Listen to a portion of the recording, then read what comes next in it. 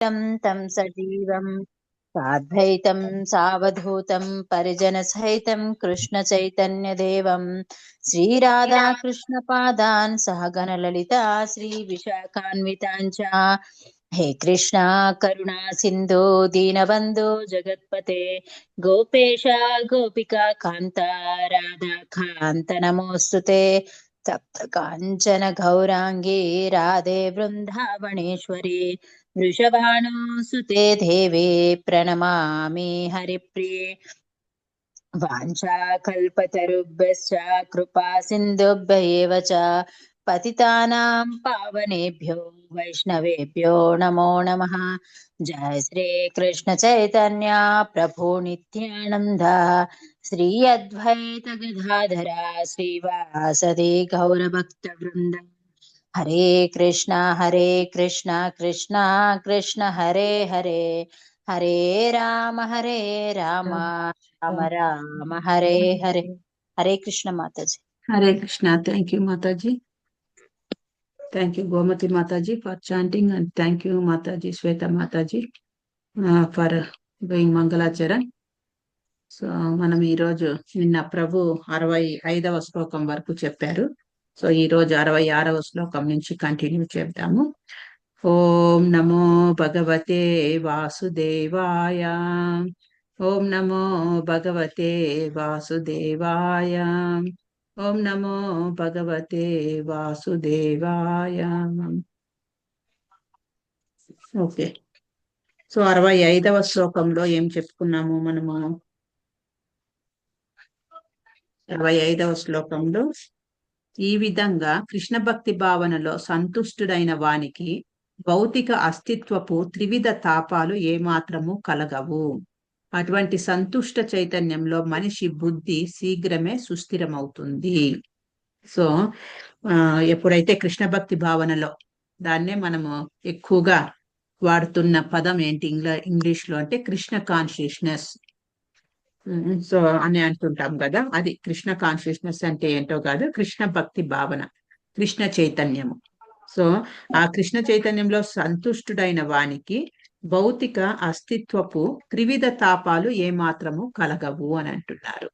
So మనం discuss చేసాము త్రివిధ తాపాలు ఏంటవి. త్రివిధ తాపాలు, త్రివిధ క్లేశాలు, త్రివిధ తాపాలు. ఆధ్యాత్మిక, ఆది భౌతిక, ఆది దైవిక. ఆధ్యాత్మిక, ఆది భౌతిక, ఆది దైవిక. వివరించి చెప్పండి మాతాజీ. ఆధ్యాత్మిక అంటే, ఆది భౌతిక అంటే? ఆధ్యాత్మిక తాపము అంటే మన మనసు ద్వారా గాని, మన అవయవాల ద్వారా గాని, మన ఆలోచనల ద్వారా గాని మనకు వచ్చేటువంటి కష్టాలు. ఆది భౌతిక అంటే మన చుట్టూ ఉన్న మనుషుల వల్ల గాని, మన చుట్టూ ఉన్న పరిస్థితుల వల్ల గాని మనకు వచ్చే క్లేశాలని ఆది భౌతిక క్లేశాలు అంటారు. ఆది దైవిక అంటే ప్రకృతి వైపరీత్యాలు, సునామీ గాని, తుఫాన్లు గాని, కరోనా, ఇట్లా ప్రకృతి పరంగా వచ్చే క్లేశాలని ఆది దైవిక క్లేశాలు అంటారు మాతాజీ. సో ఎప్పుడైతే మనము ఈ భౌతిక ప్రపంచంలో ఉన్నాము కాబట్టి, ఈ భౌతిక ఈ అస్తిత్వంలో ఉన్నాం కాబట్టి మనకి ఈ త్రివిధ తాపాలు అనేవి జనరల్ గా అటాక్ అవుతాయి అన్నమాట, ఉండనే ఉంటాయి. కానీ ఎవరైతే కృష్ణ చైతన్యంలో, కృష్ణ భక్తి భావనలో ఉన్నారో వాళ్ళకు ఈ త్రివిధ తాపాలు ఏమాత్రము కలగవు అని చెప్తున్నారన్నమాట. అటువంటి సంతుష్ట చైతన్యంలో మనిషి బుద్ధి శీఘ్రమే సుస్థిరమవుతుంది. సో ఎప్పుడైతే ఆ చైతన్యం సంతుష్టమైపోతుందో ఆ మనిషి యొక్క బుద్ధి శీఘ్రమే సుస్థిరమవుతుంది అని మనకు 65వ శ్లోకంలో చెప్పారు. ఇప్పుడు 66వ శ్లోకం చూద్దాము. నాస్తి బుద్ధిరయుక్తస్య నచాయుక్తస్య భావన నచా భావయతః శాంతి రాశాంతస్య కుతః సుఖం. ఎవరైనా చదువుతారా? మాతాజీ నేను చదువుతాను. నాస్తి బుద్ధిరయుక్తస్య నచాయుక్తస్య భావన నచ భావయతః శాంతి రశాంతస్య కుతః సుఖం. భాష్యం చదవాలా మాతాజీ? భాష్యము కాదు, అది తాత్పర్యం ఉంది కదా మాతాజీ. 3 లైన్స్ ఉన్నాయి చూడండి, అది చదవండి. భగవానునితో సంబంధము పొందని వాడు కృష్ణ చైతన్యంలో విశుద్ధ బుద్ధిని గాని స్థిరమైన మనస్సును గాని కలిగి ఉండడు. అవి లేనిదే శాంతిని పొందుటకు అవకాశం ఉండదు. ఇక శాంతి లేనిదే సుఖము ఎట్లు కలుగును? సో ఇక్కడ ప్రతి ఒక్కరూ కూడా ఈ భౌతిక ప్రపంచంలో ప్రతి ఒక్క జీవి, ప్రతి ఒక్క మనిషి కూడా శాంతి సుఖం కోసమే పాటుపడుతూ ఉంటారన్నమాట. మనం ఎంత సంపాదించినా ఏం చేసినా చివరికి దేనికోసము అని అంటే మన సంతోషం కోసము, మన శాంతి కోసమే చేస్తున్నాం అన్నమాట. కానీ ఇక్కడ ఏం చెప్తున్నారంటే భగవానుడితో సంబంధం లేని వానికి, ఎవరైతే భగవంతునితో సంబంధం ఉండదో వానికి దివ్యమైన బుద్ధి గాని స్థిరమైన మనస్సు గాని ఉండదు. సో మనస్సు అనేది అస్థిరంగా ఉంటుంది, చంచలంగా ఉంటుంది అన్నమాట. స్థిరమైన మనస్సు ఉండదు, దివ్యమైన బుద్ధి ఉండదు. అలాంటి వానికి అది లేనిదే శాంతికి అవకాశం లేదు అని అంటున్నారు. సో శాంతి లేదంటే ఇంకా సుఖం ఎలా మనం ఎక్స్పెక్ట్ చేయగలము? శాంతి సుఖము ఇవన్నీ కూడా ఒకటొకటి కనెక్టెడ్. సో సుఖం ఎట్లా కలుగుతుంది అని క్వశ్చన్ మార్క్ వేస్తున్నారు అనమాట. ఇప్పుడు భాష్యము 1 by 1 చదువుకుంటూ వెళ్దాము. మనిషి కృష్ణ భక్తి భావనలో లేకపోతే శాంతికి అవకాశమే లేదు. శ్రీకృష్ణుడే యజ్ఞ తపస్సుల సమస్త ఫలభోక్త అని, అతడే సకల విశ్వ సృష్టులకు అధిపతి అని, సకల జీవులకు అతడే నిజమైన మిత్రుడని మనిషి అర్థం చేసుకున్నప్పుడు మాత్రమే నిజమైన శాంతిని పొందగలుగుతాడని 5వ అధ్యాయంలో ధృవపరపబడింది. కనుక మనిషి కృష్ణ భక్తి భావనలో లేకపోతే మనస్సుకు ఒక చరమ లక్ష్యమే ఉండదు. సో చరమ లక్ష్యం లేకపోవడమే కలతలకు కారణము. సో ఇప్పుడు మనిషి అన్నవాడు ఉన్నాడు అని అంటే మనిషి అన్నవానికి ఒక గోల్ అనేది ఉండాలి. ఇప్పుడు మీకు ఒక ఎగ్జాంపుల్ చెప్తాను. ఒక వ్యక్తి రోడ్లో మంచి కారులో వెళ్తున్నాడు అనమాట. చాలా హైటెక్ కారు, స్పీడ్ గా వెళ్తూ ఉన్నాడు. వెళ్తున్న వ్యక్తి ఈ సిగ్నల్స్ వచ్చినప్పుడు స్టాప్ చేస్తున్నాడు, రెడ్ సిగ్నల్ వచ్చినప్పుడు స్టాప్ చేస్తున్నాడు, గ్రీన్ సిగ్నల్ వచ్చినప్పుడే ముందుకు వెళ్తున్నాడు, లెఫ్ట్ లోనే వెళ్తున్నాడు. అన్ని రూల్స్ రెగ్యులేషన్స్ అన్ని ఫాలో అవుతున్నాడు అనమాట. ఏదైనా ఎక్కడైనా మాన్యువల్ సిగ్నల్ వస్తే స్టాప్ చేస్తున్నాడు, ఎవరైనా రోడ్ దాటుతున్నారు అని అంటే కేర్ఫుల్ గా నిదానంగా వెళ్తున్నాడు. అన్ని తూచా తప్పకుండా వితౌట్ ఫెయిల్ అన్ని ఫాలో అవుతున్నాడు. సో ఆ ఫాలో అవుతున్న వ్యక్తి, ఆ డ్రైవింగ్ చేసుకుంటూ వెళ్తున్న వ్యక్తికి ఒక మనిషి అడిగాడు అనమాట, పక్కన ఇంకొక వ్యక్తి, మీరు ఎక్కడికి వెళ్తున్నారండి అని అడిగాడు. మీరు ఎక్కడికి వెళ్తున్నారు అని అంటే నాకు తెలియదు అని అంటాడనమాట. సో దానికి ఏమన్నా అర్థం ఉందా? ఇప్పుడు ఎక్కడికి వెళ్తున్నారో తెలియకుండా వాడు ప్రయాణం అనేది జరుగుతోంది. సో దానికి గోల్ అనేది లేదు. ఆ డ్రైవర్ కు, ఆ కారుకు డ్రైవింగ్ చేస్తున్న డ్రైవర్ కు గోల్ అనేది లేదు. అలా డ్రైవ్ చేస్తూ చేస్తూ చేస్తూ వెళ్తున్నాడు. ప్రతి ఒక్క సిగ్నల్ లోనూ ఫాలో అవుతున్నాడు, రూల్స్ ఫాలో అవుతున్నాడు, గవర్నమెంట్ ఇచ్చినవన్నీ ఏ మాత్రము డిస్టర్బెన్స్ లేకుండా చేస్తున్నాడు. చాలా ఈవెన్ పక్కన ఎవరైతే జర్నీ చేస్తున్నారో పక్కన డ్రైవింగ్ చేస్తున్న వెహికల్స్ కు, ప్యాసింజర్స్ కు ఎటువంటి ఇబ్బంది లేకుండా డ్రైవింగ్ చేస్తున్నాడు. అంత గుడ్ పర్సన్, అంత మంచి వ్యక్తి ఎక్కడికి వెళ్తున్నావు నాయనా నువ్వు అని అంటే నాకు తెలియదు అని అన్నాడంట. అంటే నువ్వు రోడ్లో నువ్వు అంత మంచి హైటెక్ కార్లో వెళ్తున్నావు, గవర్నమెంట్ విధించిన రూల్స్ రెగ్యులేషన్స్ అన్ని ఫాలో అవుతున్నావు, కానీ నీకు గోల్ అనేది లేదు. జస్ట్ నువ్వు డ్రైవింగ్ చేసుకుంటూ వెళ్తూ ఉన్నావు. What is the use? Goal అనేది లేకపోతే యూజ్ ఏంటి? సో అలా ఉంటుందంట ఎవరైతే కృష్ణ భక్తి భావనలో లేకపోతే. సో ఆ వ్యక్తి యొక్క జీవితానికి పరమ లక్ష్యం అనేది ఉండదు, గోల్ అనేది ఉండదు అని చెప్తున్నారు అన్నమాట. మనిషి కృష్ణ భక్తి భావనలో లేకపోతే మనస్సుకు ఒక చర్మ లక్ష్యమే ఉండదు. సో ఆ మనస్సుకు ఒక లక్ష్యం అనేది పెట్టుకోవాలన్నమాట. మనకు శాస్త్రాలలో చెప్పినది ఏంటంటే మనిషికి ఈ భౌతిక ప్రపంచంలో మానవ దేహము తీసుకున్న తర్వాత మనిషి యొక్క చరమ లక్ష్యం ఏంటి అంటే తిరిగి భగవద్ధామంకు వెళ్ళడమే చరమ లక్ష్యం. అదే గోల్, అల్టిమేట్ గోల్. సో అది ఎలా రీచ్ అవ్వగలము అని అంటే భగవంతుని యొక్క సేవ ద్వారా రీచ్ అవ్వగలం అన్నమాట. భగవంతునికి సేవ చేసుకోవడమే ఈ మానవుని యొక్క స్వరూపం. జీవేర స్వరూపాయ కృష్ణేర నిత్యదాస. కృష్ణునికి నిత్య దాసుడు, అదే జీవి యొక్క స్వరూపం అన్నమాట. ఎప్పుడైతే ఆ స్వరూపంలో ఉంటాడో అప్పుడు ఆటోమేటిక్ గా ఆత్మతృప్తి అంటాం చూడండి, ఆత్మ సంతృప్తి అని అంటాం చూడండి, ఆ ఆత్మ సంతృప్తి అనేది ఏర్పడుతుంది అన్నమాట. ఎప్పుడైతే ఆత్మ సంతృప్తి ఏర్పడిందో ఆటోమేటిక్ గా మనకు ఆ రోజు చాలా ఆనందంగా, చాలా సంతోషంగా అనేది ఉంటుంది అన్నమాట. సో ఆ ఆత్మతృప్తి దొరికేదాకా మనము ఈ భౌతిక ప్రపంచంలో ఆ సంతోషం కోసము పాకులాడుతూనే ఉంటాము. కానీ ఏదైతే ఈ భౌతిక ప్రపంచంలో దొరుకుతున్న సంతోషము అని మనం అనుకుంటున్నామో, సోకాల్డ్ సంతోషము అని అనుకుంటున్నామో, అది జస్ట్ ఫ్రాక్షన్ ఆఫ్ సెకండ్స్, అంటే టెంపరీ అన్నమాట, టెంపరీ సంతోషం. ఆ సంతోషంకి వెనకాల ఆటోమేటిక్ గా బాధ, దుఃఖము అనేది ఫాలో అయిపోతుంది ఈ భౌతిక ప్రపంచంలో.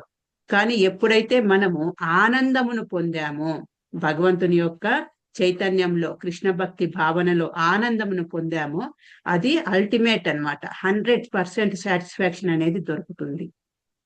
అదే ఇప్పుడు చెప్తున్నారు, ఆత్మ మనస్సుకు ఆ చర్మ లక్ష్యం అనేది మనం పెట్టుకోవాలి.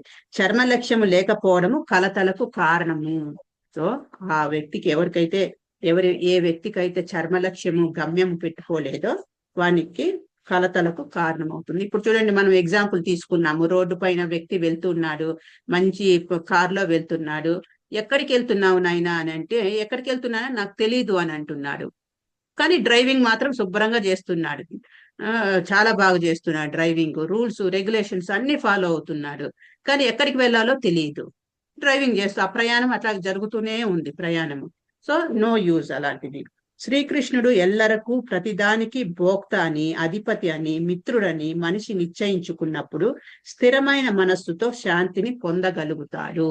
సో ఎప్పుడైతే శ్రీకృష్ణ ఎల్లరకు, అందరికి, ప్రతి దానికి భోక్త అని, అధిపతి అని, మిత్రుడని మనిషి నిశ్చయించుకున్నప్పుడు స్థిరమైన మనస్సుతో శాంతిని పొందగలుగుతాడు. ఇది మనము ఆ విశ్వాసం పెంచుకోవాలన్నమాట భగవంతుని పైన, శ్రీకృష్ణుని పైన. శ్రీకృష్ణుడే ప్రతి ఒక్కరికి కూడా ఏమంటారు, అధిపతి, మిత్రుడు, భోక్తారాం యజ్ఞ తపస సర్వలోక మహేశ్వరం. ఇక్కడ 5వ అధ్యాయం ఇది చెప్పారు కదా, 5.29 శ్లోకం ఇదే. భోక్తారాం యజ్ఞ తపస సర్వలోక మహేశ్వరం. సర్వలోకాలకి నేనే మహేశ్వరుణ్ణి, భోక్తారాం నేనే భోక్తను. సో ఇప్పుడు మనము ఏదైతే మనం అర్పిస్తున్నామో యజ్ఞాలు, హోమాల ద్వారా, యజ్ఞాల ద్వారా, ఏదైతే హోమంలో స్వాహ స్వాహ అని అర్పిస్తున్నామో దానికి అంతటికీ కూడా ఎక్కడికి రీచ్ అవుతుందంటే భోక్త అయిన విష్ణువుకు, కృష్ణునికి రీచ్ అవుతుంది. సో అది మనము ఆ నిశ్చయము, ఏమంటారు, డిటర్మినేషన్, ఆ విశ్వాసం అనేది మనం పెంచుకోవాలన్నమాట. అప్పుడు స్థిరమైన మనస్సుతో శాంతిని పొందగలుగుతారు వ్యక్తి ఈ భౌతిక ప్రపంచంలో. కనుక శ్రీకృష్ణునితో సంబంధం లేకుండా ఉండేవాడు జీవితంలో శాంతి, ఆధ్యాత్మిక ప్రగతి ఉన్నట్లు ఎంతగా ప్రదర్శించినా నిక్కముగా సర్వదా దుఃఖంలోనే, శాంతిరహితంగానే ఉంటాడు. సో ఇక్కడ ప్రదర్శన మనకు వర్కౌట్ కాదు. ఏం చెప్తున్నారు చూడండి, ఇంకొకసారి చదువుతున్నా. శ్రీకృష్ణునితో సంబంధం లేకుండా ఉండేవాడు జీవితంలో శాంతి, ఆధ్యాత్మిక ప్రగతి ఉన్నట్లు ఎంతగా ప్రదర్శించినా నిక్కముగా సర్వదా దుఃఖంలోనే, రహితంగానే ఉంటాడు. సో చాలా హ్యాపీగా ఉన్నాను నేను ఆధ్యాత్మికలో నేను చాలా ఎత్తులో ఉన్నాను, ఇట్లా ప్రదర్శన, నేమ్ షేక్, ఫేమ్ కోసము, అదేంటి ప్రతిష్ట, పరువు ప్రతిష్ట అంటారు కదా, నామము, పేరు, పరువు, ప్రతిష్ట, దీనిల కోసము ఏదో పైన ఎగ్జిబిట్ చేసుకుంటున్నంత మాత్రము వాడికి పూర్తి ఈ శాంతి దొరుకుతుందా అని అంటే దొరకదు అని చెప్తున్నారు అన్నమాట. కృష్ణ భక్తి భావన అనేది స్వయంగా ప్రకటమయ్యే శాంతిమయ స్థితి. అది కేవలం శ్రీకృష్ణునితో సంబంధంలోనే లభిస్తుంది. భగవంతునితో ఎప్పుడైతే సంబంధం పెట్టుకుంటామో అప్పుడే ఆ శాంతి అనేది లభిస్తుంది. సో ఇది ఒక ఫ్లో చార్ట్ లాగా. ఏం చెప్తున్నారు ఈ శ్లోకంలో? భక్తి లేకనుంటే అది ఏమవుతుంది, మన యొక్క బుద్ధి స్థిరత్వం అనేది ఉండదన్నమాట. నో భక్తి, నో స్టడీ ఇంటెలిజెన్స్. భక్తి లేకపోతే మన యొక్క బుద్ధి అనేది స్థిరత్వం అనేది ఉండదన్నమాట. అప్పుడు మైండ్ కూడా కంట్రోల్లో ఉండదు. మైండ్ ఈజ్ అన్కంట్రోల్డ్, కంట్రోల్ లేకుండా ఉంటుంది. ఆ అన్కంట్రోల్లో ఉన్న మైండ్ వల్ల మనకు పీస్ ఆఫ్ మైండ్ ఉండదు, శాంతి అనేది ఉండదు. ఆ శాంతి లేకపోతే ఆటోమేటిక్ గా ఆనందం అనేది కూడా ఉండదు అనమాట. ఇది ఒక ఫ్లో చార్ట్ ఈ శ్లోకంలో మనం తెలుసుకున్నది. No bhakti gives rise to no study intelligence. No study intelligence gives rise to mind is uncontrolled. Uncontrolled mind gives rise to no peace. No peace gives rise to no happy. So అదే ఇక్కడ చెప్తున్నారు. దీనికి అంతటికీ solution ఏంటి అంటే, భగవంతుని యొక్క భక్తిలో ఉన్నామంటే ఇవన్నీ కూడా మనము పక్కన పెట్టేసి పీస్ ఆఫ్ మైండ్ అనేది మనం సంపాదించుకోవచ్చు. తర్వాత ఆ చరమ లక్ష్యం అనేది పెట్టుకోవాలి. మనం భగవంతుణ్ణి చేరుకోవడమే భగవంతుని యొక్క ప్రేమ, కృష్ణ ప్రేమ నాయకు ఈ జీవితానికి చరమ లక్ష్యము అని మనము స్ట్రాంగ్ గా ఉంచుకోవాలన్నమాట. అప్పుడే మనకు ఈ భౌతిక ప్రపంచంలో ఉండంగానే మనము ఆనందమును పొందొచ్చు, ఎప్పుడైతే భగవంతునితో కనెక్షన్ పెట్టుకుంటాము. నేను చాలా సార్లు మీకు ఎగ్జాంపుల్ చెప్పాను. ఏంటి? ఇనుప కడ్డి, ఐరన్ రాడ్. ఐరన్ రాడ్ ఎప్పుడైతే అగ్నికి కనెక్షన్ తో ఉంటుందో, అగ్నితో టచ్ లో ఉన్నంత వరకు ఆ ఐరన్ రాడ్, అదేంటి తుప్పు పట్టిన ఐరన్ రాడ్, అగ్ని ఏదైతే అగ్నికి ఉన్న లక్షణాలన్నిటినీ కూడా తీసుకుంటుంది అగ్నితో కనెక్షన్ లో ఉన్నంత వరకు. సో అది కనెక్షన్, ఆ అగ్ని చేసే పనులన్నీ కూడా ఆ ఐరన్ రాడ్ చేయగలదు. ఆ ఐరన్ రాడ్ తో కూడా మనం ఏదైనా కాల్చాలంటే కాల్చొచ్చు అనమాట. అంతటి ఇది వస్తుంది దానికి కనెక్షన్ లో ఉండడం వల్ల. ఆ తర్వాత అగ్ని నుంచి ఈ ఐరన్ రాడ్ ని తీసి పక్కన పడేసామనుకోండి, మరి కాసేపటికి అది తిరిగి తుప్పు పట్టిన ఐరన్ రాడ్ లాగానే ఉంటుంది ఎప్పుడైతే కనెక్షన్ పోయిందో. సో అలాగే మనము కూడా మన యొక్క జీవితం ఎలా ఉంది అంటే, ఈ భౌతిక ప్రపంచంలో నేను హ్యాపీగా ఉన్నాను అని అనుకుంటున్నాం, కానీ హ్యాపీగా ఉండట్లేదు. మనం ఏదైతే హ్యాపీ అని అనుకుంటున్నామో అది టెంపరరీ హ్యాపీనెస్, పర్మనెంట్ అయితే కాదు. తిరిగి వెనకాల మనకు దుఃఖం అనేది కాచుకొని ఉంటుంది అనమాట. సో ఆ పర్మనెంట్ హ్యాపీనెస్ ఎప్పుడు పొందగలము అని అంటే, భగవంతునితో కనెక్షన్ లో ఉన్నంత వరకు మనము పర్మనెంట్ హ్యాపీనెస్ లో ఉంటామన్నమాట. సో అది ఈ శ్లోకం నుంచి మనం తెలుసుకోగలుగుతున్నాం. ఇప్పుడు 67వ శ్లోకంకి వెళ్దాం. ఇంద్రియాణం హి చరతాం యన్మనోను విధీయతే తదస్య హరతి ప్రజ్ఞాం వాయుర్నావమి వామృషి. ఎవరైనా చదువుతారా? చదవండి ప్రభు. ఇంద్రియాణం హి చరతాం యన్మనోను విధీయతే తదస్య హరతి ప్రజ్ఞాం వాయుర్నవామి వాంబసి. అట్లయితే కంటిన్యూ చేయండి ప్రభు. భాష్యం కూడా చిన్నగా ఉంది, మొత్తం చదివేసేయండి. నీటిలోని నావ బలమైన వాయువుచే త్రోసివేయబడినట్లు మనస్సు చరించు ఏ ఒక్క ఇంద్రియముపై లగ్నమైనను అది మానవుని బుద్ధిని హరించగలదు. కంటిన్యూ చేయండి ప్రభు. భాష్యం కూడా చేస్తుంది. ఇంద్రియములన్నీ భగవంతుని సేవలో నెలకొనబడక వాటిలో ఏ ఒక్క ఇంద్రియమైనను భోగానుభవంలో నెలకొనినచో అది భక్తుడిని ఆధ్యాత్మిక పురోగతి మార్గము నుండి పతనము చేయును. అంబరీషు మహారాజు జీవితం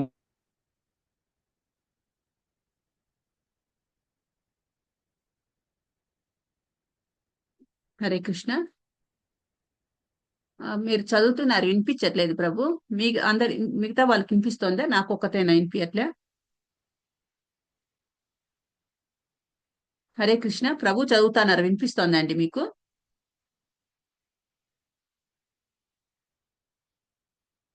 ఓకే. భగవత్ సేవలో ఓకే. ఇంద్రియాలన్నీ భగవత్ సేవలో నెలకొన్నంత వరకు వాటిలో ఒక్కటి ఇంద్రియ భోగంలో నెలకొన్నా సరే భక్తుడిని ఆధ్యాత్మిక ప్రగతి పథం నుండి తప్పిస్తుంది. చూడండి, మనము పోయిన క్లాస్ లో చెప్పుకున్నాం కదా, ఒక్కొక్క ఇంద్రియాల వల్ల ఒక్కొక్క అదేంటి ప్రాణి తన యొక్క ప్రాణాన్ని కోల్పోతుంది అనేసి. ఎవరికైనా గుర్తుందా? మీకు చెప్పానా ఇంకొక గ్రూప్ వాళ్ళకి చెప్పానా తెలియదు. గుర్తుందా మీకేనా చెప్పింది? ఒక్కొక్క ఇంద్రియం వల్ల ఒక్కొక్క ప్రాణి తన యొక్క చెప్పాను కదా. ఏనుగు ద్వారా, చేప రుచి ద్వారా. కరెక్ట్.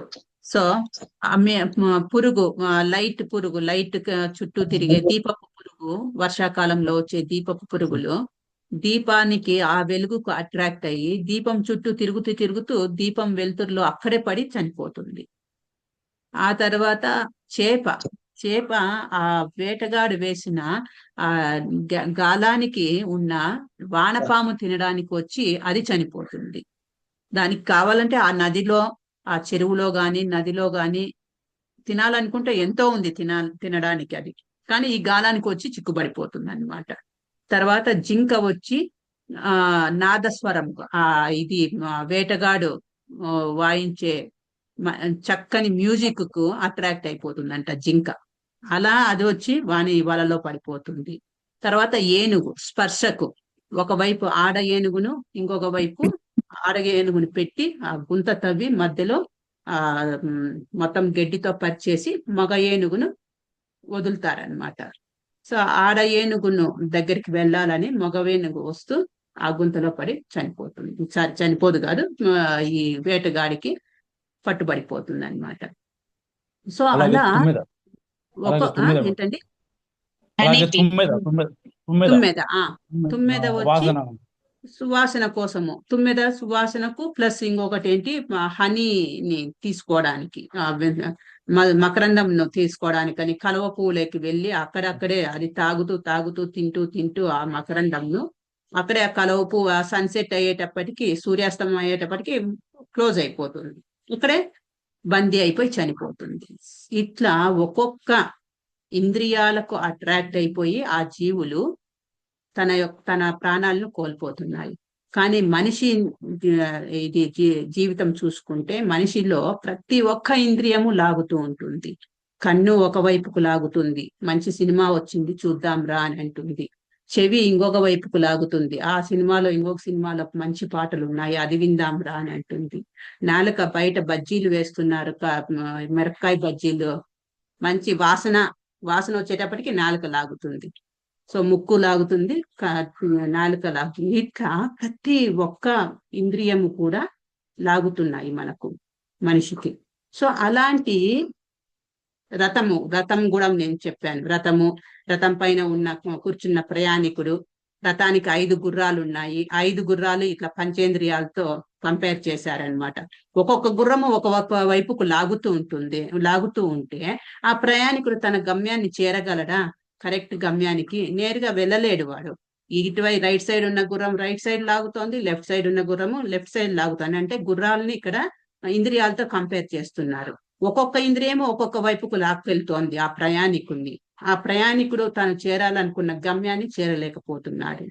సో అదే ఇక్కడ చెప్తున్నారనమాట. ఎవరైతే ఇంద్రియాలను నిగ్రహించలేకపోతారో వాళ్ళు తమ గమ్యాలను చేర్చుకోలేరు. ఇక్కడ ఏం చెప్తున్నారు చూడండి.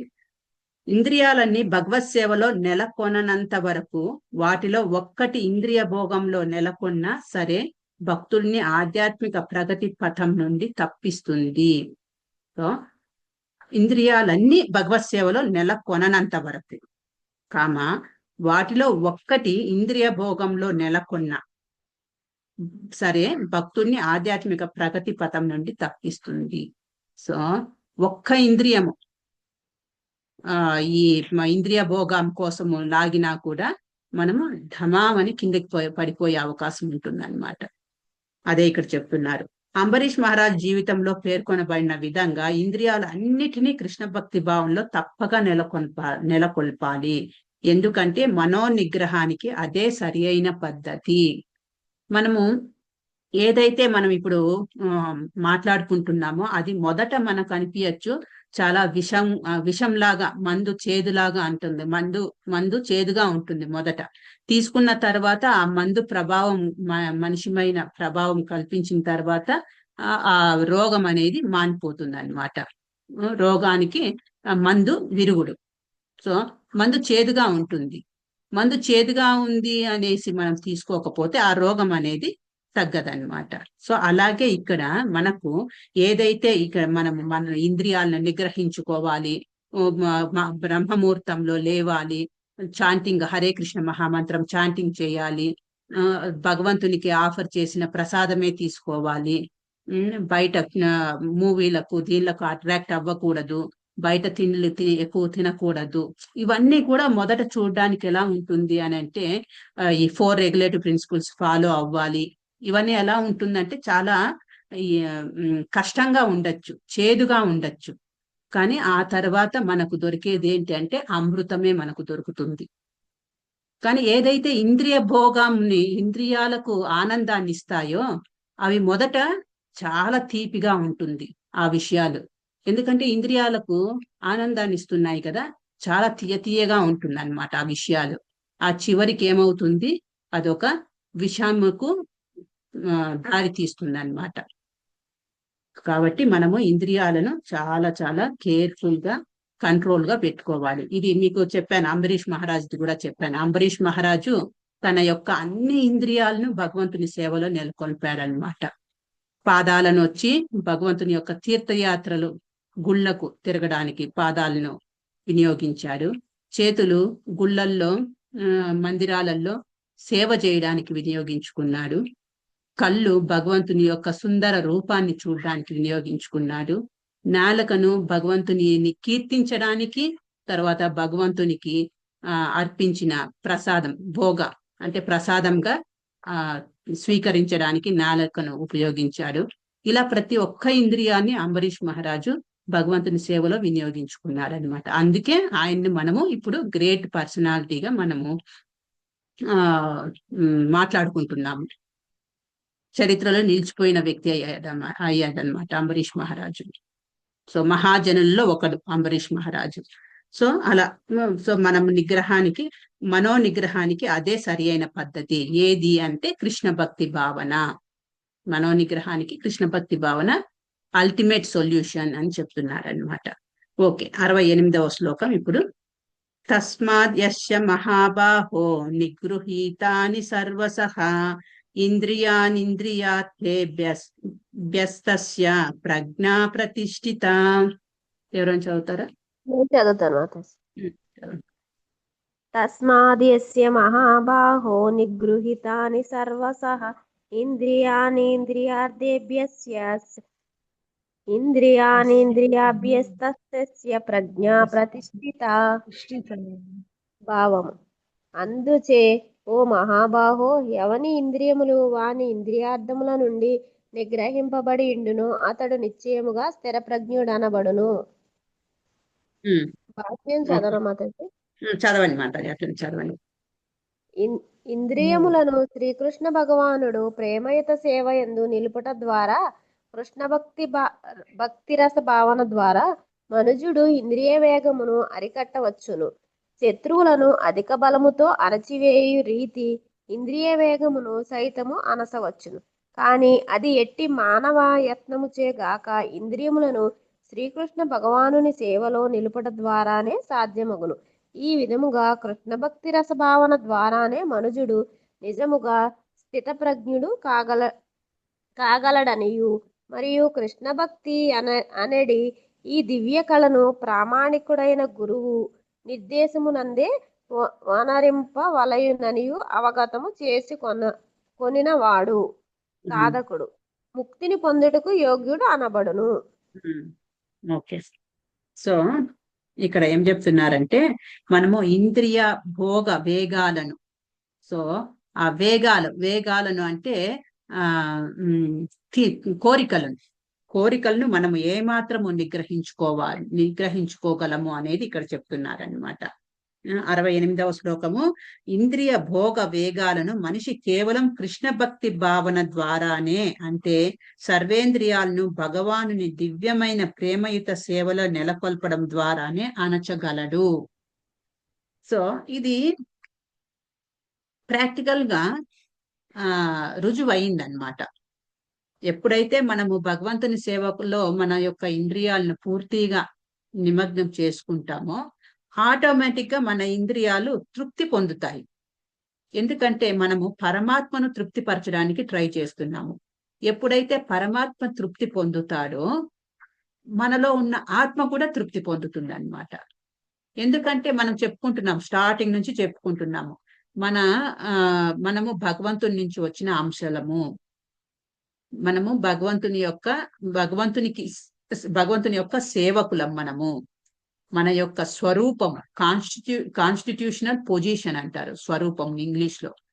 మన యొక్క స్వరూపం ఏంటి అంటే భగవంతుని యొక్క సేవకులము. ఎప్పుడైతే ఓనర్ హ్యాపీ అవుతాడో ఆటోమేటిక్ గా సేవకుడు కూడా హ్యాపీ అవుతాడు. ఆటోమేటిక్ గా సేవకునికి తృప్తి అనేది లభిస్తుంది, అన్ని లభించేస్తాయి. మీకు ఒక ఎగ్జాంపుల్, ఒక స్టోరీ చెప్తాను నేను, మంచిగా వినండి, జాగ్రత్తగా వినండి.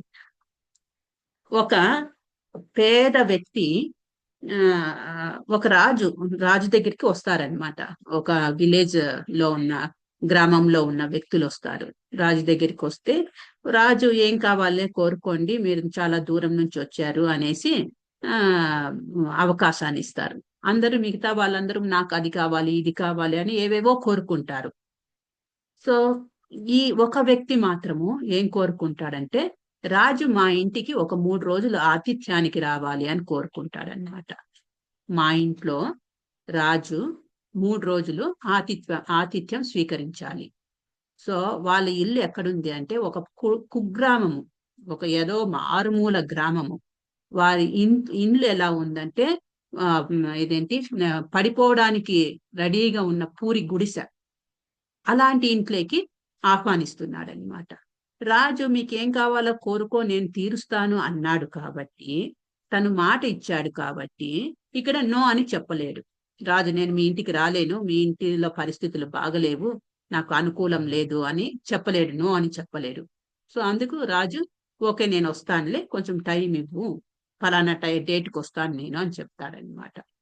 సో ఆ గ్రామస్తుడు ఇంటికి వెళ్ళిపోతాడు. సో రాజు ఏ డేట్కి అయితే వస్తానని చెప్పాడో ఆ డేట్ లోపల ఆ ఊరికి రోడ్డు పడింది, స్ట్రీట్ లైట్స్ వేశారు, రోడ్డు వేశారు. ఆ పూరి గుడిసె ఏదైతే పడిపోవడానికి రెడీగా ఉందో ఆ పూరి గుడిసెను పీకి పడేసి మంచి బిల్డింగ్, ప్యాలెస్ లాంటి బిల్డింగ్ కట్టారు. తర్వాత అన్ని వసతులు, కరెంటు, వాటర్, ఎక్కడ ట్యాప్ తిప్పితే అక్కడ వాటరు, పడుకోవడానికి ఇవి పరుపులు, రాజుకి ఎలాంటి ఏమంటారు సదుపాయాలు కావాలో అలాంటి సదుపాయాలు అన్ని కూడా అరేంజ్ చేసేసారు. ఎందుకంటే రాజు అక్కడ 3 రోజులు ఆతిథ్యం స్వీకరించాలి కదా. తర్వాత ఆతిథ్యం స్వీకరించాలంటే ఆ రాజుకు కావలసిన తిండి పదార్థాలు, తినడానికి ఏమేమి కావాలో అన్ని కూడా మొత్తం సరుకులు, ఇంట్లో కావాల్సిన వెజల్స్, స్టవ్, కుక్కర్లు, ఇలాంటివన్నీ మొత్తం అన్ని తెచ్చి పెట్టేశారు. ఫ్రిడ్జ్, ఏసీలు, గీసీలు. ఇప్పుడు మనం అనుకుంటే మన ఈ సిచ్యుయేషన్ కు కంపేర్ చేసుకుంటే ఒక ధనికుడు ఒక ఇంట్లో స్టే చేయడానికి ఎలాంటి సదుపాయాలు కావాలో ఆ సదుపాయాలన్నీ కూడా వచ్చేసాయి అన్నమాట. సో 3 రోజులు ఉన్నాడు, వెళ్ళిపోయినాడు. 3 రోజులు ఉండి వెళ్ళిన తర్వాత రాజు వెళ్ళిపోయాడని ఏదైతే రోడ్డు వేసింటారో రోడ్డు పీకేయలేరు కదా, స్ట్రీట్ లైట్స్ పీకి పడేయలేరు కదా. సో ఆ విలేజ్ కి, ఆ గ్రామానికే కొత్త ధనం అనేది వచ్చింది, ఆ గ్రామానికే కొత్త లుక్ వచ్చేసింది ఈ వ్యక్తి వల్ల. అంటే ఆ వ్యక్తి ఏం కోరుకున్నాడు, రాజు రావాలి మా ఇంటికి అని కోరుకున్నాడు. మిగతావేవి కోరుకోలే, నాకు ఒక చేను కావాలి, ధనం కావాలి, ధాన్యం కావాలి, ఇవేవి కోరుకోలే. రాజు మా ఇంటికి వచ్చి 3 రోజులు ఉంటే చాలు అని అన్నాడు. సో ఆటోమేటిక్ గా మిగతా సదుపాయాలన్నీ, అవకాశాలన్నీ వచ్చేసాయి. అవునా కాదా?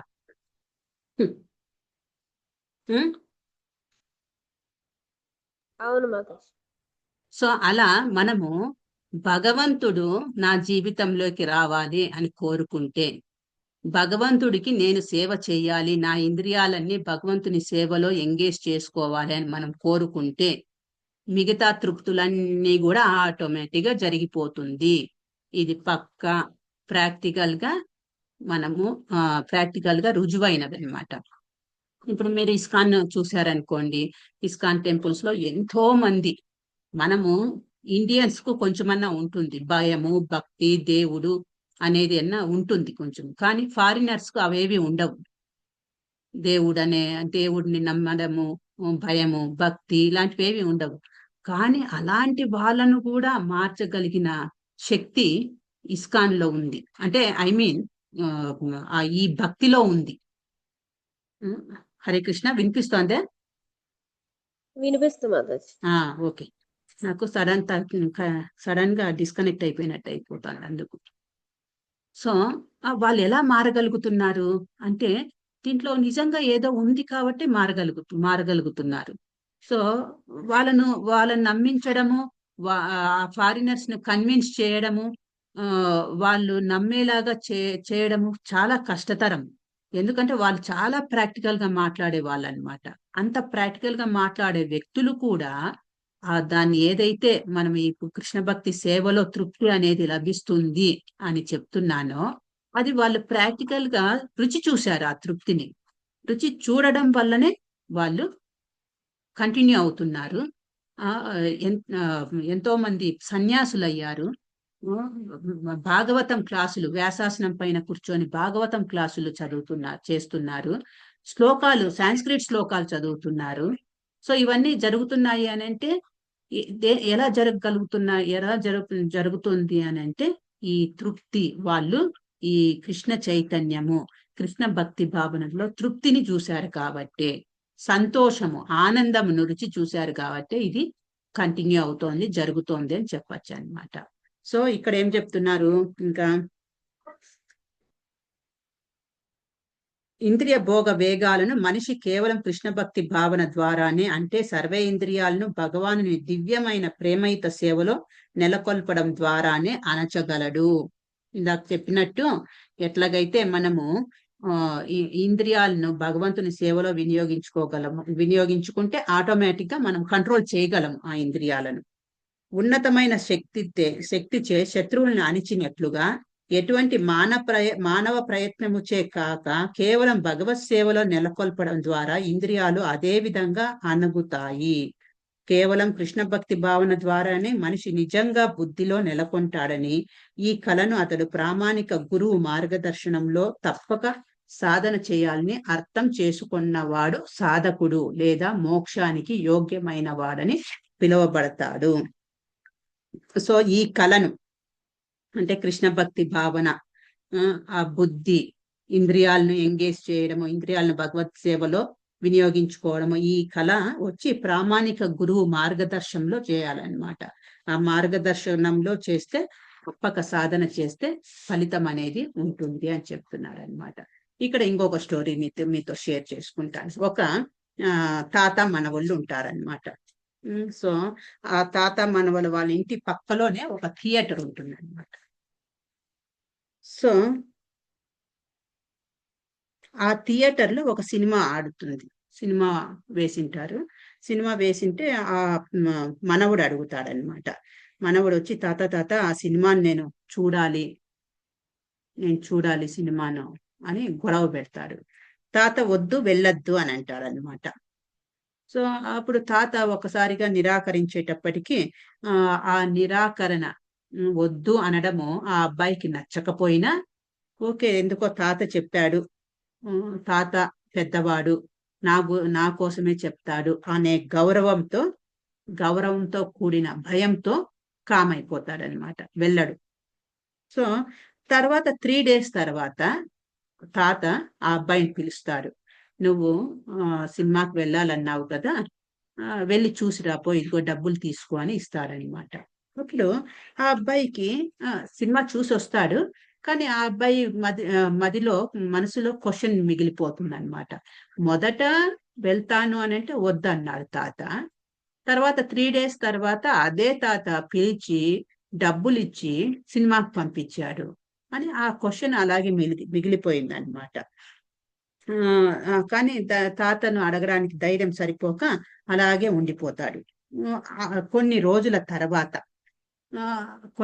తర్వాత ఆ తాతను సేమ్ క్వశ్చన్ అడుగుతాడనమాట మనవడు అడుగుతాడు.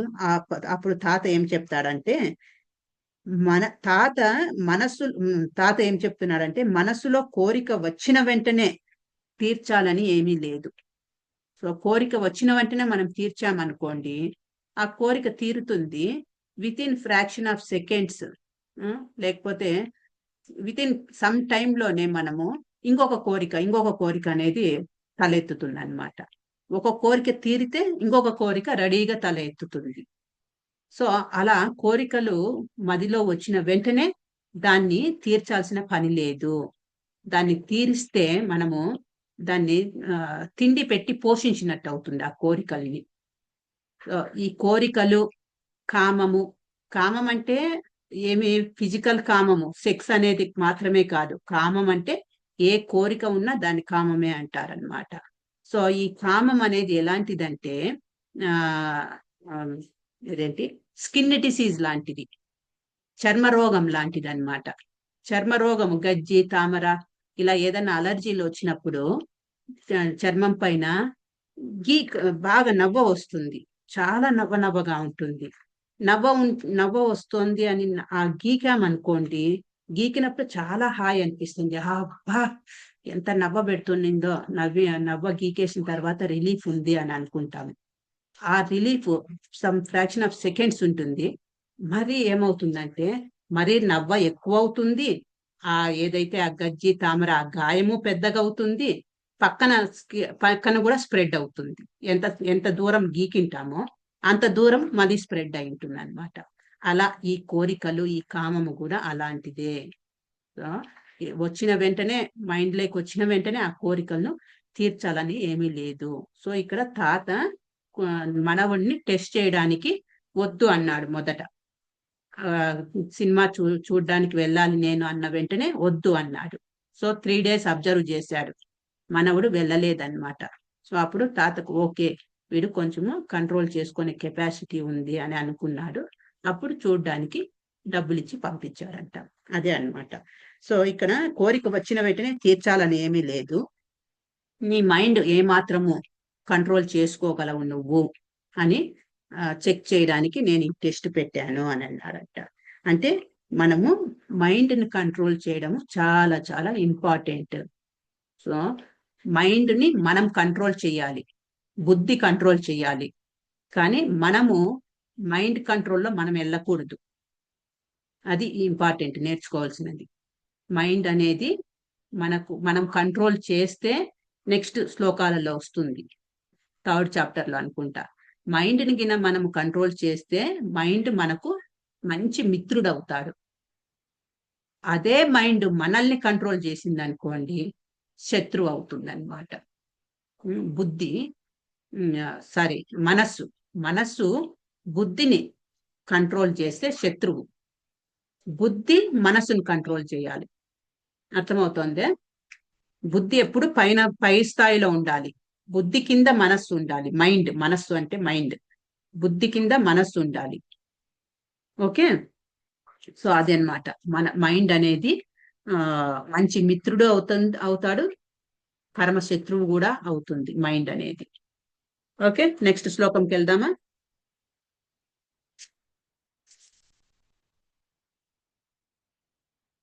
నెక్స్ట్ శ్లోకంకి వెళ్దామండి. Hare Krishna. Okay Mataji. Okay, thank you. 69వ శ్లోకం. అప్పుడప్పుడు మీరు రియాక్ట్ అవుతా ఉంటే నాకు తెలిసిన ఓకే నేను నెట్ పని చేస్తోంది అనేది అర్థమవుతుంది. మీరు చెప్తుంటే లీనమైపోతున్నాను అన్నమాట. మాతాజీ ఏంటి ప్రభు? మీట్లో ఉంటాం కదా, ఆపేస్తుంటాం. మీరు ఓకే అంటే ఇప్పుడు ఓకే. 69వ శ్లోకము. యా నిశా సర్వభూతానాం తస్యాం జాగర్తి సంయమి, యస్యాం జాగ్రతి భూతాని సా నిశా పశ్యతో మునహే. ఎవరైనా చెప్తారా? చదువుతాం మాతాజీ. చదవండి. యా నిశా సర్వభూతానాం తస్యాం జాగర్తి సంయమి యస్యాం జాగ్రతి భూతాని సా నిశా పశ్యతో మునేః. భావం, జీవులందరికీ ఏది రాత్రి సమయమో అది ఆత్మ నిగ్రహము కలవానికి మేల్కొని ఉండే సమయము. సకల జీవులకు మేల్కొని ఉండే సమయము అంతర్ముఖుడైన మునికి రాత్రి సమయము. హరే భాష్యం కూడా కృష్ణ. చదివాను. భాష్యము చదువుతూ డిస్కస్ చేద్దాం ప్రభు. ఓకే అమ్మా. సో ఇక్కడ 2 తరగతుల తెలివి గల వాళ్ళు ఉన్నారు.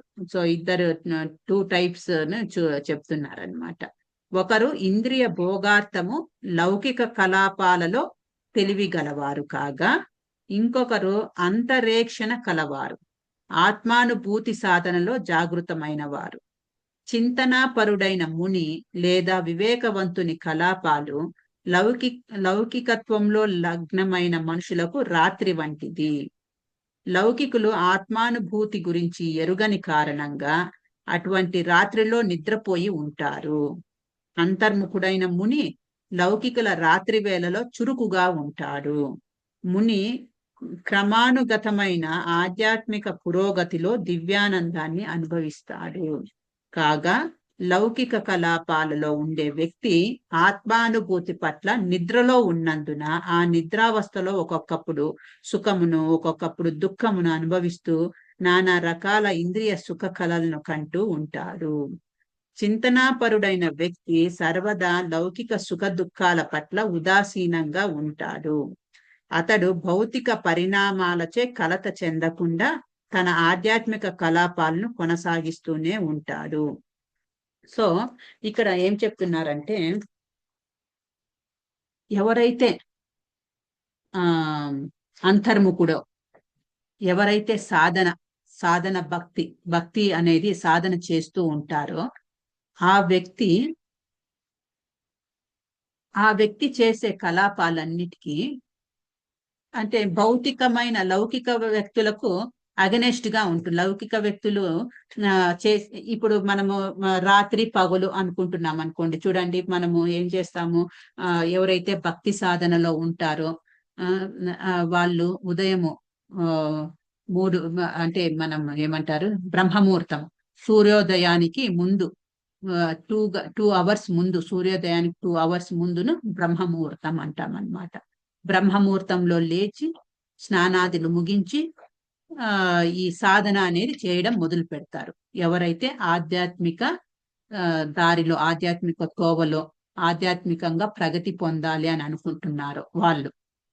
సో కానీ ఈ లౌకిక ఎవరైతే లౌకికంగా అంటే లౌకికులు, బద్ధజీవులు, వాళ్ళది ఎలా ఉంటుందంటే వాళ్ళు రాత్రి అంతా కూడా పనులు చేసుకుంటూ, అంటే మోడ్ ఆఫ్ ఇగ్నోరెన్స్, తమో గుణంలో రాత్రిపూట్ల నిద్రపోవాలి మనిషి అనేవాడు.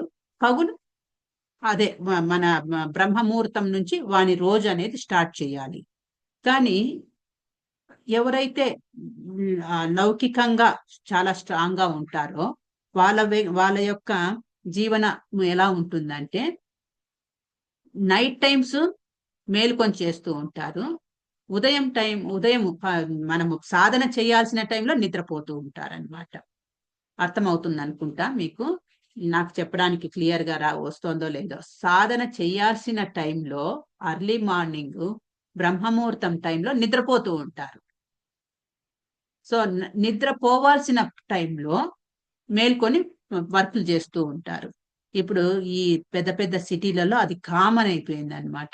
పెద్ద పెద్ద సిటీలలో ఏమైపోయిందంటే ఈ నైట్ షిఫ్ట్లు, అవి ఐటీ కంపెనీలు నైట్ షిఫ్ట్లు ఇవన్నీ వచ్చి ఫారిన్ కంట్రీస్ తో కనెక్టెడ్ ఉంటాయి ఈ ఆఫీసులన్నీ. వాళ్ళకి అక్కడ పగులు ఉన్నప్పుడు ఇక్కడ మనకు రాత్రి. సో ఆ ఫారిన్ కంట్రీస్ లో కనెక్టెడ్ ఉన్న ఉద్యోగాలన్నీ కూడా నైట్ షిఫ్ట్ లోనే ఉంటాయి అన్నమాట. కానీ అది ప్రకృతి విరుద్ధము. మనిషి అనేవాడు నైట్ టైమ్స్ పడుకోవాలి. అది తమో గుణంలో ఉన్న సమయము, అప్పుడు పడుకోవాలి. బ్రహ్మముహూర్తం నుంచి తన యొక్క సాధన అనేది స్టార్ట్ చేయాలి. కానీ అది విరుద్ధంగా ఉంటుంది ఈ రెండు రకాల పద్ధతుల్లో ఉన్న వ్యక్తులకు అని అంటున్నారనమాట. సో రాత్రంతా కూడా మేల్కొని ఉండడము, మిడ్-నైట్ 12 o'clock 1 o'clock ఫుడ్ తినడము. మనము ఈ వైదిక ప్రకారం చూసుకుంటే సూర్యాస్తయం మన కన్నా ముందే ఫుడ్ తినేసి క్లోజ్ చేసేయాలి మనం. సూర్య అస్తమం ఎప్పుడు 6 గంటలకు అనుకోండి, 5:30 6 లోపల మనం నైట్ డిన్నర్ కంప్లీట్ చేసేసుకోవాలన్నమాట. 8 గంటల లోపల నిద్రపోవాలి. సో మరి ఉదయము సూర్యరశ్మికి ముందు సూర్యోదయంకు ముందు 2 గంటల ముందు మేల్కోవాలి, స్నానాదులు ముగించాలి, సాధనలో భగవంతుని యొక్క సాధనలో ఉండాలి. కానీ ఎక్కడ జరుగుతోంది? అలా జరగట్లేదు. సో పూర్తిగా లౌకికంలో ఉండిపోయినారు. సో అలాంటి జీవితం వల్ల కలత అనేది తథ్యము అని చెప్తున్నారనమాట. కలత అనేది ఉంటుంది వాళ్ళకు. ఆధ్యాత్మిక పురోగతి, ఆధ్యాత్మిక ప్రగతి అనేది ఉండదు అని చెప్తున్నారు ఈ శ్లోకంలో. ఓకేనా? నెక్స్ట్ 70th శ్లోకంకి వెళ్తాము. అపూర్వ మానమ చల ప్రతిష్టం సముద్రమాపః ప్రవిశంతి యద్యత్ తద్వత్ కామయః ప్రనిశంతి సర్వే న శాంతి మాప్నోతి న కామీ. ఎవరైనా చదువుతారా? నేను చదువుతాను మాత. చదవండి. అపూర్వమానమచల ప్రతిష్టం సముద్రమాపః ప్రవిశ్యంతి యద్వత్ తద్వత్ కామాయం ప్రవిశ్యంతి సర్వే సశాంతి మాప్నోతి న కామీ. ట్రాన్స్లేషన్ చదవండి మాతాజీ. సదా పూరింపబడు చున్నను నిశ్చలముగా నుండు సముద్రమునందు నదులు ప్రవహించు రీతి తన యందు కోరికలు నిరంతరము ప్రవేశించుచున్నను ఆ ప్రవాహముచే కలతనుందని వాడే శాంతిని పొందగలడు. కోరికలను తీర్చుకొన యత్నించువాడు అట్టి శాంతిని పొందజాలడు. సో సర్వదా నింపబడుతున్న, ఎప్పటికీ నిశ్చలంగా ఉండే సముద్రంలోకి నదులు ప్రవేశించినట్లుగా కోరికల నిరంతర ప్రవాహంచే కలత చెందని వాడే శాంతిని పొందగలడు. కానీ అట్టి కోరికలను తీర్చుకోవడానికి యత్నించేవాడు కాదు. చూడండి, మరి ఎప్పుడైతే కోరిక కలిగిందో ఆ కోరికను తీర్చుకునేవాడు శాంతిని పొందడు అని మరి చెప్తున్నారు. సో ఎట్లాగైతే సముద్రంలో ఇప్పుడు వర్షాకాలంలో వానలు, వంకలు, నదులు అన్ని నిండిపోయి పొర్లిపోతూ ఉంటాయి. అవి ఏవి ఎక్కడున్నా కూడా తిరిగి సముద్రంకు మిక్స్ అవుతూ ఉంటాయి అన్నమాట. ఆ నీళ్ళన్నీ కూడా, అన్ని నీళ్లు సముద్రంలోకి వెళ్ళి కలుస్తున్నప్పటికీ కూడా సముద్రము ఏమాత్రము పొంగిపోవడము ఇలాంటిది జరగదన్నమాట. ఏదో కొన్ని ప్రకృతి వైపరీత్యాలు జరిగితే గాని, ఆ సముద్రంలో భూకంపములు, సునామీ వచ్చింది కదా ఒకసారి, అలాంటిది ఏదైనా వస్తే కానీ ఇవి ఏమి జరగవు అన్నమాట.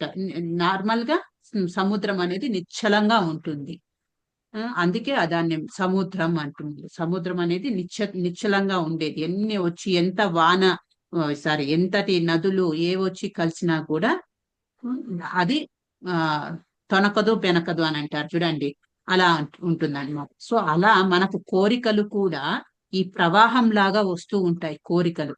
ప్రవాహం లాగా వస్తున్న కోరికలకు మనము కలత చెందకూడదు. సముద్రం లాగా మనము కూడా చాలా స్ట్రాంగ్ గా ఉండాలి. ఎప్పుడైతే అవి కోరికలు తీర్చుకోవాలి అని చేస్తారో వాళ్ళకు శాంతి అనేది ఉండదు అని చెప్తున్నారు. ఇందాక మనము లాస్ట్ శ్లోకంలో చెప్పుకున్నాం కదా, ఆ అబ్బాయి తాత మనవుడి స్టోరీ, తర్వాత స్కిన్ డిసీజ్ లాంటిది, చర్మరోగం లాంటిది. ఈ కోరికలు అనేవి తీర్చకూడదు. కోరికలు తీరుస్తున్నామా మనం అనుకుంటాం మామూలుగా, ఓకే నాకు అది తినాలనిపిస్తాంది, తినేస్తే నేను ఇంకా కామ్ అయిపోతాను కదా, ఆ తర్వాత నేను నా సాధన నేను ప్రాక్టీస్ చేసుకోవచ్చు, దాని వైపు నాకు మనసు పోదు అని అనుకోవచ్చు. కానీ ఓకే తినాలనిపిస్తాంది, తింటాము, తిన్న తర్వాత ఇంకొకటి ఏదో తినాలనిపిస్తుంది, అక్కడికి స్టాప్ అయిపోదు. ఇవి పుట్టగొడుగులు లాంటివి అన్నమాట. వస్తూనే ఉంటాయి, తీరుస్తుంటే వస్తూ ఉంటాయి. సో కాబట్టి మనము తీర్చకూడదు, వాటిని కంట్రోల్లో పెట్టుకోవాలి. ఓకే, భాష్యంలో ఏం చెప్తున్నారో ప్రభుపాద చూస్తాము. విశాలమైన సముద్రము సర్వదా నీటితో నిండి ఉన్నప్పటికీ ఎల్లప్పుడూ ముఖ్యంగా వర్షాకాలంలో ఇంకా ఎక్కువ నీటితో నింపబడుతూ ఉంటుంది. అయినా అది ఎప్పటిలాగానే స్థిరంగా ఉంటుంది, అది చలించకుండా ఉంటుంది. చెలియలి కట్టకనైనా దాటదు. ఇది కృష్ణ భక్తి భావంలో స్థిరుడైన వ్యక్తి విషయంలో కూడా సత్యమై ఉంటుంది. మనిషికి దేహం ఉన్నంత వరకు ఇంద్రియ భోగ దేహ అవసరాలు కొనసాగుతాయి. అయినా భక్తుడు తన పూర్ణత్వము కారణంగా అటువంటి కోరికలచే కలత చెందడు. భగవంతుడే సమస్త భౌతిక అవసరాలను తీర్చే కారణంగా కృష్ణ భక్తి భావనలో ఉన్న వారికి ఏదీ అవసరము ఉండదు. అందుకే అతడు సముద్రం వంటి వాడు, అంటే సర్వదా తనలో పూర్ణుడై ఉంటాడు. సముద్రంలో ప్రవేశించే నదీ జలాల్లాగా కోరికలు చెంతకు చేరినా తన కలాపాలలో అతడు స్థిరునిగా ఉంటాడు. ఇంద్రియ భోగ కోరికలచే అతడు కించిత్తైనా కలత చెందడు. కృష్ణ భక్తి భావనలో ఉన్నవానికి, అంటే కోరికలు ఉన్నప్పటికీ ఇంద్రియ భోగ అపేక్ష తొలగిన వానికి ఇదే నిదర్శనము. భగవంతుని దివ్యమైన ప్రేమయుత సేవలో సంతుష్టుడై ఉండే కారణంగా అతడు సముద్రంలాగా స్థిరుడై ఉంటాడు. కనుక అతడు పూర్ణ శాంతిని అనుభవిస్తాడు. కానీ లౌకిక విజయము మాట అటుంచి ముక్తి పర్యంతము కోరికలను తీర్చుకోవాలనుకునే ఇతరులు ఏనాడు శాంతిని పొందరు. కామ్యకర్మరతులు, మోక్షకాములు, సిద్ధులను పొందగోరే యోగులు కూడా తీరని కోరికల కారణంగా అశాంతులే అయి ఉంటారు. కానీ కృష్ణ భక్తి భావనలోని వ్యక్తి భగవత్ సేవలో సుఖి అయి ఉంటాడు. అతనికి కోరికలు ఉండవు. నిజానికి అతడు నామమాత్ర భవబంధం నుండి ముక్తినైనా కోరడు. కృష్ణ భక్తులకు భౌతిక వాంఛలు ఉండవు, అందుకే వారు పరిపూర్ణ శాంతితో ఉంటారు. సో అదనమాట కృష్ణ భక్తి భావన యొక్క బ్యూటీ. సుందరమైన కృష్ణ భక్తి భావన. కృష్ణ భక్తి భావనలో ఉన్నవాడు స్థిరుడై ఉంటాడు. ఇంద్రియ భోగములు అనే ఆ లౌకికమైన కలాపాలకు షేక్ అవ్వడనమాట. లౌకికమైన కలాపాలు తీర్చుకోవాలా, ఇంద్రియ భోగం చేసుకోవాలి, ఇలాంటివేవి ఆ కృష్ణ భక్తి భావంలో స్థిరుడుగా ఉన్నవాడు, సాధన చేస్తున్న వానికి ఏం టచ్ చేయలేవు ఆ కృష్ణ భక్తునికి. అదే ఇక్కడ చెప్తున్నారు. ఎలాగైతే సముద్రము స్థిరంగా ఉంటుందో కృష్ణ భక్తుడు కూడా అలాగే ఉంటాడు అని చెప్తున్నారనమాట. సో ఇక్కడ ఒక చైతన్య మహాప్రభు చైతన్య చరితామృతాల్లో ఒక సంఘటన గుర్తొస్తోంది నాకు. చైతన్య చరితామృత అంటే చైతన్య మహాప్రభు, మీకు అందరికీ చెప్పాను, కృష్ణుడి యొక్క కలియుగ అవతారము చైతన్య మహాప్రభు. కృష్ణుడు ఒక భక్తుని రూపంలో చైతన్య మహాప్రభుగా అవతరించాడు. జస్ట్ 500 సంవత్సరాలకు ముందు ద్వాపరయుగము కృష్ణుడి యొక్క అవతారం చాలించి వెళ్ళిపోయిన వెంటనే కలియుగం మొదట్లో, కలియుగం స్టార్టింగ్ లో చైతన్య మహాప్రభు రూపంలో వచ్చాడనమాట కృష్ణుడు. సో ఆ చైతన్య మహాప్రభు అవతారంలో వచ్చినప్పుడు ఆయన ఏం చూపించాడు అని అంటే, ప్రజలకందరికీ కూడా ఒక గృహస్థగా ఉంటూ భక్తిని ఎలా చేయాలి, మంచి భక్తుడుగా ఎలా అవ్వాలి అనేది చూపించాడనమాట. ఈయన చైతన్య మహాప్రభు ఒక గృహస్థ. సో భక్తికి హరే కృష్ణ వేదగమ్య మాతాజీ క్లాస్ ఉందా మీకు ఇప్పుడు? హరే కృష్ణ మాతాజీ. ఎస్ మాతాజీ, 8:15 మాతాజీ. రేపటికి పోస్ట్ పోన్ చేస్తానన్నారే. అపర్ణ మాతాజీకి ఇంకో క్లాస్ ఉందంట మాతాజీ రేపా? అందుకే 3 శ్లోకాస్ కదా ఈ రోజు ముగిస్తానని చెప్పినారు. అందుకే ఓకే ఓకే ఎండ్ చేసేస్తాను, జస్ట్ ఈ శ్లోకంతో ఎండ్ చేసేస్తాను. సో ఆ కృష్ణ భక్తి భావనలో చైతన్య మహాప్రభు కృష్ణ భక్తి భావన, కృష్ణ భక్తిని ఎలా పాటించాలి అనేది చూపించాడనమాట. సో ఆ చైతన్య మహాప్రభు తర్వాత నిత్యానంద ప్రభు ఉన్నప్పుడు హరిదాస్ ఠాకూర్ అనే ఒక భక్తుడు ఉండేవాడు. చైతన్య మహాప్రభుకు భక్తుడు అనమాట హరిదాస్ ఠాకూర్. ఆ హరిదాస్ ఠాకూర్ యాక్చువల్ గా ఆయన ముస్లిం వ్యక్తి.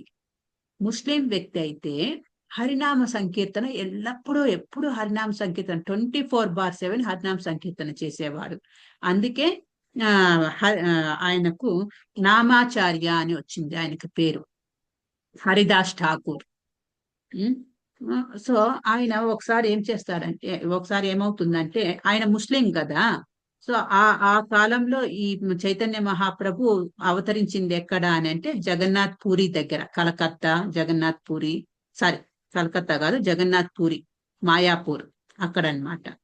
సో అక్కడ ముస్లిం రూలర్ ఉండేవారు, ముస్లింస్ రాజులు ఆ టైంలో. సో ముస్లిం వ్యక్తి కాబట్టి ఈయన, ఈ హరిదాస్ ఠాకూర్ ముస్లిం కుటుంబంలో పుట్టి హరే కృష్ణ మహామంత్రము ఆ నామజపం చేస్తున్నాడు. ఈయన ఎలాగైనా కూడా చెడిపేయాలి, ఆయన యొక్క సాధనను మనము ఏమంటారు డిస్టర్బ్ చేయాలి, భంగం చేయాలి. కరెక్ట్ వర్డ్ ప్రసాద్ బాబు ప్రభు, భంగం చేయాలి అనేసి ఒక వేషను పంపిస్తారనమాట హరిదాస్ ఠాకూర్ దగ్గరికి. సో హరిదాస్ ఠాకూర్ ఎంతటి మంచి సాధకుడు అంటే, ఎంత మంచి భక్తుడు అంటే, ఆయన ప్రతిరోజు 3 లక్షల నామాలు చేసేవాడు. హరే కృష్ణ మహామంత్రం లాంటివి, హరే కృష్ణ కృష్ణ కృష్ణ, ఇందులో 16 పదాలు ఉన్నాయి. అలాంటివి ఆయన 3 లక్షల నామాలు అయిపోయేదాకా ఏ నీరు కానీ తిండి కానీ ముట్టుకునేవాడు కాదు, అంతటి సాధన చేసేవాడు. దగ్గర 24 గంటల్లో 22 గంటలు హరినామ జపమే చేసేవాడు. మిగతా 2 గంటల్లోనే ఆయన యొక్క దైనందిక పనులు చేసుకునేవాడు అన్నమాట. సో అలాంటి హరిదాస్ ఠాకూర్ కు వేషను పంపిస్తాడు ఆ ముస్లిం రాజు. వేషను పంపిస్తే ఆ వేష వచ్చి హరిదాస్ ఠాకూర్ ను అడుగుతుంది అన్నమాట, రిక్వెస్ట్ చేసుకుంటుంది, నా కోరికను తీర్చు అనేసి.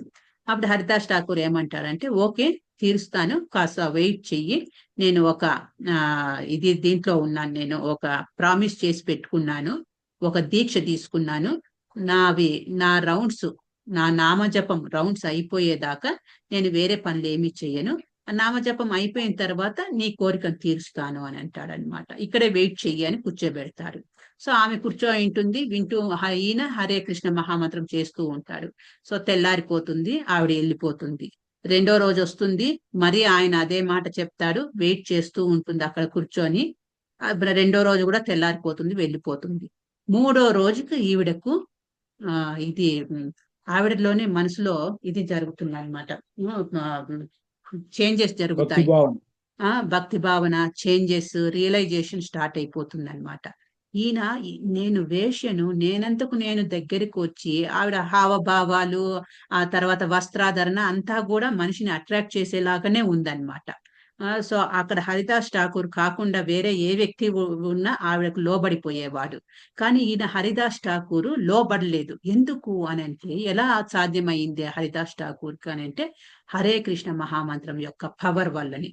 ఆయన హరే కృష్ణ మహామంత్రం నేను నా దీక్ష ప్రకారము 3 లక్షల నామాలు చేసేదాకా నేను ఏమి నీరు ముట్టను, తిండి ముట్టను, మిగతా పనులు ఏవి ముట్టను, కాబట్టి నువ్వు వెయిట్ చెయ్యి అనేసి ఆవిడని కూడా వెయిట్ చేపించాడనమాట. అంతటి స్ట్రాంగ్ భక్తిని చూసేటప్పటికీ ఈవిడకు రియలైజేషన్, చేంజెస్ అనేవి వచ్చేసాయి అన్నమాట. వెంటనే ఆ లేడీ కూడా హరిదాస్ ఠాకూర్కి వచ్చి శరణాగతి వేడుకొని, నన్ను తప్పైపోయింది, నన్ను క్షమించండి, నేను మీ శిష్యురాల్లాగా అవ్వాలనుకుంటున్నాను, నన్ను శిష్యరికం తీసుకోండి అని అనుకుంటున్నాను అనమాట. అప్పుడు హరిదాస్ ఠాకూర్ ఏం చెప్తారంటే, నువ్వు ఏదైతే సంపాదించావో, ఈ పని చేస్తూ, వేశ్య పని చేస్తూ ఏదైతే సంపాదించావో అదంతా కూడా నీడీ పీపుల్, అవసరం ఉన్న వాళ్ళకు ఇచ్చేసి నువ్వు కట్టుబట్టలతో నా దగ్గరికి రా అని అంటాడనమాట. ఆవిడ అట్లాగే కట్టుబట్టలతో ఆయన దగ్గరికి వచ్చి ముండన్ తల షేవ్ చేసేసుకొని, ఆవిడ ఆయన చైతన్య హరిదాస్ ఠాకూర్ శిష్యురాల్లాగా అయ్యి దీక్ష తీసుకొని గ్రేట్ డివోటీ అయిపోతుంది అన్నమాట. సో ఇంతటి శక్తి ఎలా జరిగింది అని అంటే, ఆ హరే కృష్ణ మహామంత్రము నామజపం యొక్క ఫలితం వల్లనే. ఆ నామజపం వల్ల హరిదాస్ ఠాకూర్ తన యొక్క ఇంద్రియాలను తను ఈజీగా కంట్రోల్ చేయగలిగాడు. తన ఇంద్రియాలను కంట్రోల్ చేయడమే కాకుండా ఒక వేష వృత్తిలో ఉన్న ఒక లేడీని కూడా చేంజ్ చేయగలిగాడు. ఆవిడకు దీక్ష ఇచ్చి ఆవిడ గొప్ప భక్తురాలయ్యి ఆవిడ కూడా గొప్ప ప్రచారకురాలు అయిందంట ఆ ఏరియాలో, ఆ బెంగాల్ ఏరియాలో. సో అంతటి శక్తి కలది ఈ హరే కృష్ణ మహామంత్రము, ఈ కృష్ణ భక్తి భావన అనేది. ఇదంతా ఎందుకు జరుగుతోంది, ఎలా జరుగుతోంది, ఏంటి దాని వెనకాల ఉన్న సీక్రెట్ ఏంటి అని అంటే, కృష్ణ వచ్చి ఇంద్రియాలకు అధిపతి. భగవంతుడు కృష్ణనే ఇంద్రియాలకు అధిపతి. సో అధిపతికి మనము సేవ చేస్తే మన ఇంద్రియాలకు ఆటోమేటిక్ గా తృప్తి అనేది లభిస్తుంది. తృప్తి మన ఇంద్రియాలను తృప్తి పరచుకోవడానికే కదా మనం ట్రై చేస్తున్నాము. నాకు అది కావాలి, అది తినాలి, ఇది చూడాలి, అది వినాలి, అది ఇదేంటి అనుభవించాలి. ఇవన్నీ దేనికి జరుగుతున్నాయంటే తృప్తి కోసమే. ఆ తృప్తి ఆటోమేటిక్ గా జరిగిపోతుంది ఎప్పుడైతే నువ్వు కృష్ణ భక్తి భావనలో ఉంటావు, ఎప్పుడైతే నువ్వు హరే కృష్ణ మహామంత్రం చేస్తావో. ఎందుకంటే కృష్ణ ఇంద్రియాధీశ, కృష్ణ హృషికేశ కాబట్టి ఇంద్రియాల అధిపతి కాబట్టి ఆయనే ఇంద్రియాలకు కంట్రోల్ చేయగలుగుతాడనమాట. మనము ఎగ్జాంపుల్ చెప్పుకున్నాం కదా, రాజును ఇంటికి ఇన్వైట్ చేసి 3 రోజులు ఆతిథ్యం ఇచ్చాడు. 3 రోజులు ఆతిథ్యం ఇస్తే మిగతావన్నీ కూడా ఆటోమేటిక్ గా అరేంజ్ అయిపోయినాయి ఆయనకు. ఆయన ఇండ్లు వచ్చేసింది, ఇంటికి రోడ్డు వచ్చేసింది, స్ట్రీట్ లైట్స్ వచ్చేసాయి, మంచి సదుపాయాలన్నీ ఇంట్లో అరేంజ్ అయిపోయాయి ఒక రాజుని ఇన్వైట్ చేయడం వల్ల. అలా అన్నమాట ఇది కూడా. Okay, thank you. ఇక్కడికి నేను ఎండ్ చేస్తున్నాను. హరే కృష్ణ కృష్ణ కృష్ణ హరే హరే, హరే రామ రామ రామ హరే హరే. తిరిగి నెక్స్ట్ క్లాస్ లో నెక్స్ట్ మంగళవారం కలుద్దాము. ఇప్పుడు కన్నడ క్లాస్ ఉంది మాతాజీ. నేను ఇప్పుడు ఎండ్ చేసేస్తాను, మీరు తిరిగి స్టార్ట్ చేయండి మాతాజీ. ಓಕೆ ಮಾತಾಜಿ, మీరు ಎಂಡ್ చేయండి Mataji. Okay, thank you Mataji. Hare Krishna. ಯಾರಾದ್ರೂ ಕನ್ನಡ ಅವರು ಜಾಯಿನ್ ಆಗಿದ್ರೆ ನಾನು ಎಂಡ್ ಮಾಡ್ತೀನಿ, ತಿರ್ಗಾ ಮತ್ತೆ ನೀವು ಜಾಯಿನ್ ಆಗಿ. ಯಾಕಂದ್ರೆ ತೆಲುಗು ಅವರು ಜಾಸ್ತಿ ಜನ ಇದಾರಲ್ಲ, ನಾನು ಎಂಡ್ ಮಾಡ್ಬಿಡ್ತೀನಿ ಕ್ಲಾಸ್ ಈಗ. Thank you. Hare Krishna, good night. Hare Krishna Mataji. Hare Krishna. Good night Mataji.